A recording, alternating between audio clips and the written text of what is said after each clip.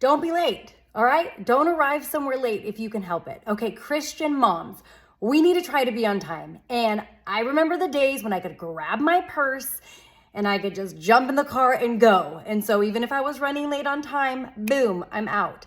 But I think we obviously know it gets way harder once we add kids. So what can we do to be faithful to what we have signed up to do and be on time? First, check your calendar before you say yes. If we want our yes to be yes and our no to be no, sometimes it would just be more wise if we said, that timing's too tight. I'm not gonna make it, or that doesn't really fit even though I wanna do it. Or let's say I'm gonna arrive a little late because I see my calendar is too tight.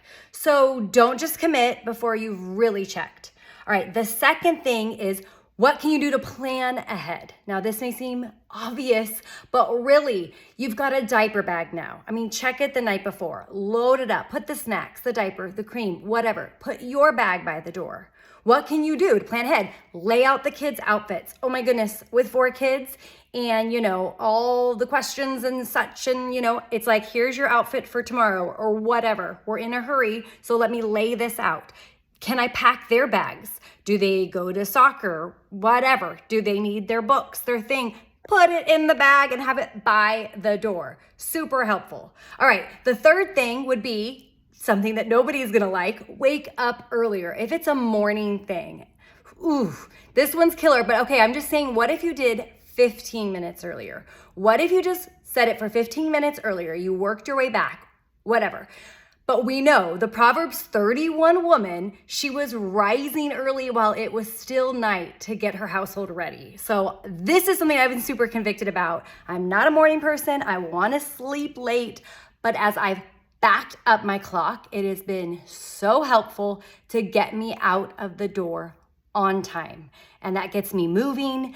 Hey, set double alarms if you need double alarms. Maybe the first one to give yourself a few minutes, the second one to get you going, right? But if we get up earlier, we're gonna have way more time, be way more productive. All right, the fourth thing, what can go?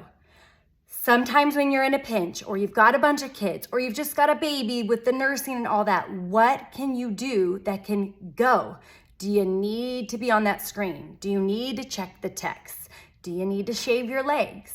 Okay, do you have to make sure the house is perfectly clean when you leave the door, right? Leave out the door. Maybe not, because you're running late. So ask yourself, I used to kind of have this system where this is how I like things to be.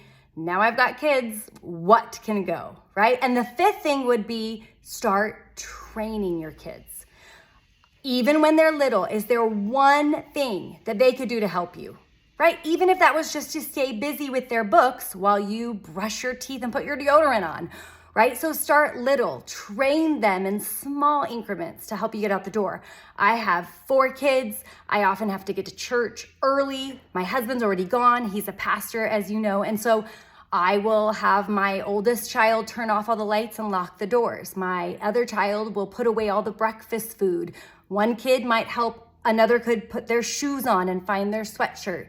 I've tried to add things so that they're more independent.